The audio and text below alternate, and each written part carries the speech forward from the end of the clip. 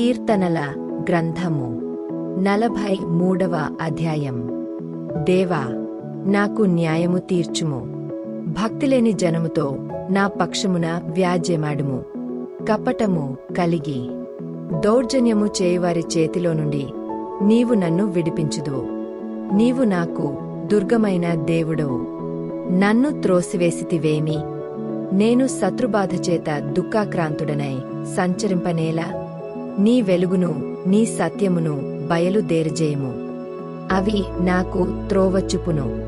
అవి నీ పరిశుద్ధ పర్వతమునకును నీ నివాసస్థలములకును నన్ను తోడుకొని వచ్చును. అప్పుడు నేను దేవుని బలిపీఠము నొద్దకు నాకు ఆనంద సంతోషములు కలుగజేయు దేవుని యొద్దకు చేరుదును. దేవా, నా దేవా, సితారా వాయించుచు నీకు కృతజ్ఞతాస్తుతులు చెల్లించెదను. నా ప్రాణమా, నీవేల కృంగియున్నావు? నాలో నీవేల తొందరపడుచున్నావు? దేవునియందు నిరీక్షణయుంచుము. ఆయన నా రక్షణకర్త.